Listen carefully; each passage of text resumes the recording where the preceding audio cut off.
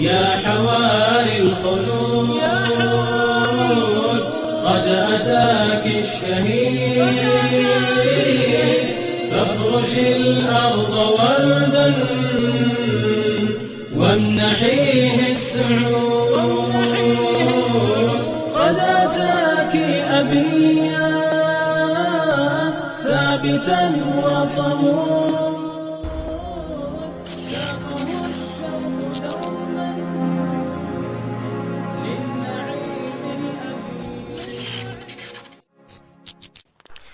Dunia di abad ke-13 tidak pernah membayangkan akan lahir seorang seperti Temujin dan akan ada penaklukan besar-besaran oleh bangsa Mongol.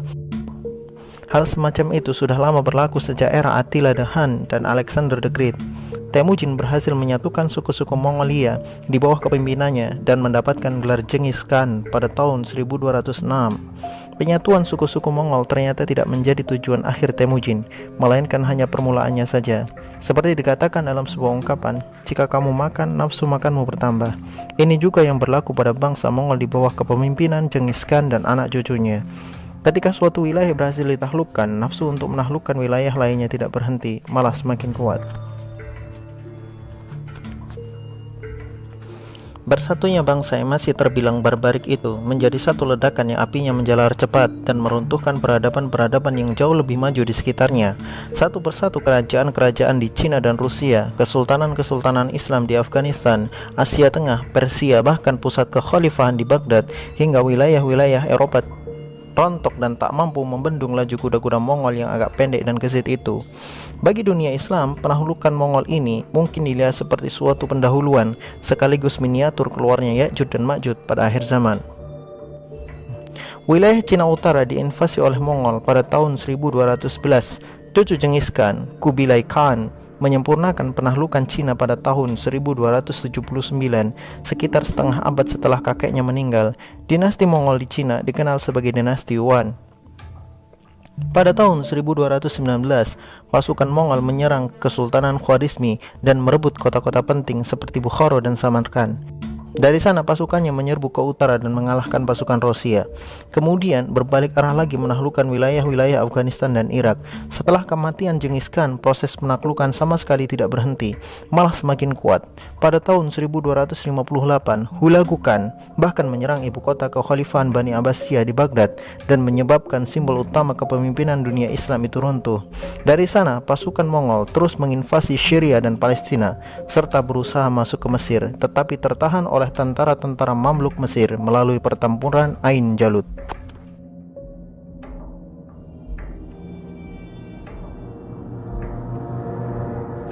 Pertempuran Ain Jalut langsung dipimpin oleh Saifuddin Qutuz.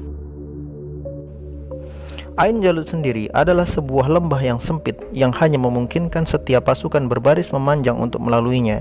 Sebab wilayah ini diapit oleh lereng curam Gunung Gilboa di sebelah selatan dan sebelah utara oleh bukit-bukit Galilea.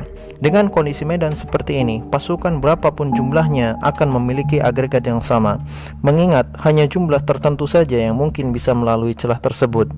Di tempat ini, Qutuz mempartisi pasukan menjadi beberapa bagian. Pasukan utama dipimpin oleh Baibars, berada di front terdepan menghadapi langsung pasukan utama Mongol, sedang sisanya ia sembunyikan di balik-balik bukit sekitarnya. Pada tanggal 3 September 1260, kedua pasukan bertemu di Ain Jalut. Pasukan Mongolia yang tak terkalahkan di dunia dalam setengah abad terakhir melawan pasukan para budak dari benua Afrika. Ketika pasukan Mamluk yang dipimpin oleh Baibar mulai berhadapan dengan pasukan Mongol yang dipimpin oleh Kitbuka, strategi Saifuddin Qutuz sudah memperlihatkan akurasinya. Kitbuka secara gegabah menganggap bahwa pasukan Baibar adalah keseluruhan dari pasukan Mamluk yang akan dihadapinya.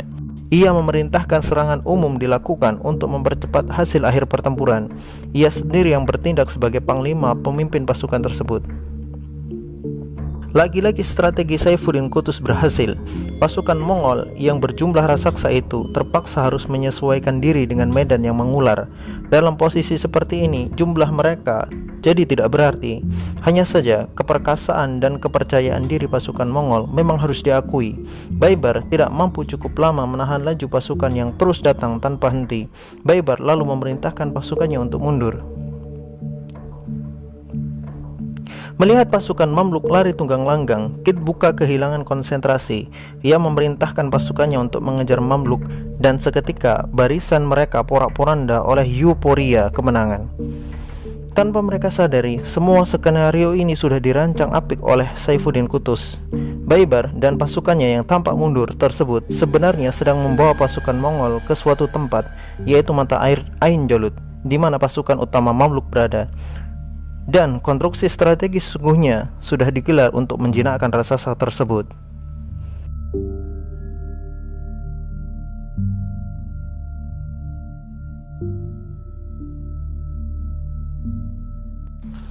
Ketika tiba di mata air Ain Jalut, Kitbuka baru menyadari kecerobohannya. Baibars langsung memerintahkan pasukannya untuk melakukan serangan balik.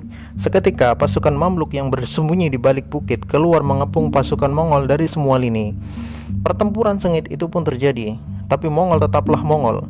Mereka memiliki pengalaman panjang menjinakkan ratusan taktik dari para jenderal besar dari imperium-imperium ternama. Dalam waktu singkat, Kitbuka berhasil mengembalikan konsentrasinya. Ia memilih satu front utama dari pasukan Mamluk dan mengarahkan semua daya yang tersisa untuk melumpuhkan sayap tersebut. Hasilnya pun luar biasa. Satu sayap Mamluk pecah dan konstruksi pengepungan menjadi pincang. Melihat kejadian ini, Saifuddin Qutuz mendatangi langsung front tersebut. Ia berteriak, "Wa Islamah, wa Islamah, wahai kaum muslimin," sebanyak 3 kali. Lalu membuka helm dan menutup wajahnya agar semua prajurit mengenali sultannya. Saifuddin Qutuz lalu mengambil alih semua komando dari tangan Baibars dan memimpin sendiri pertempuran sampai akhir. Aksi ini ternyata secara signifikan menaikkan moral prajurit. Mereka bertempur dipimpin langsung oleh sultannya. Seketika posisi berbalik, Mamluk yang sekarang memegang kendali. Pasukan Mongol yang kehausan dan kelelahan mulai kehilangan percaya diri. Dalam situasi tersebut, Kitbuka adalah sasaran utama setiap prajurit untuk menyelesaikan pertempuran. Tidak butuh waktu lama, Kitbuka akhirnya berhasil diringkus oleh pasukan Mamluk dan dibawa ke hadapan Saifuddin Qutuz. Tanpa berpanjang-panjang, Kitbuka langsung dieksekusi. Kabar kematiannya disiarkan ke seluruh pasukan yang masih bertarung. Mendengar pemimpin mereka sudah tidak ada, pasukan Mongol langsung kocar-kacir. Mereka berlari tunggang langgang sejauh 12 mil ke kota Baisan. Sebagian lagi memilih untuk langsung lari ke timur melintasi sungai Yufrat menuju ke kampung halaman mereka.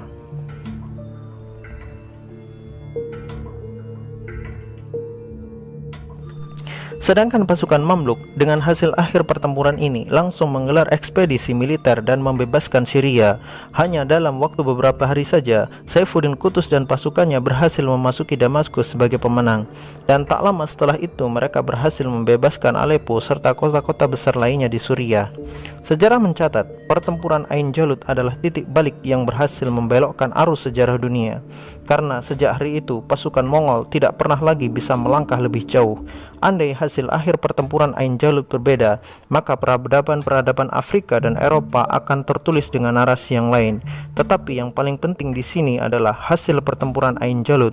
Qutuz dan pasukannya berhasil mementahkan mitos bahwa pasukan Mongol sebagai kekuatan yang terkalahkan di muka bumi ini. Sejak kekalahan di Ain Jalut, pasukan Mongol terdesak di mana-mana hingga akhirnya kembali terasing di sekitar Gurun Gobi. Adapun Mamluk, dengan kemenangan ini mereka mengambil alih kepemimpinan umat Islam dari Mesir hingga Syria. Hingga ratusan tahun sampai lahirnya dinasti Ottoman di Turki sekitar 200 tahun kemudian.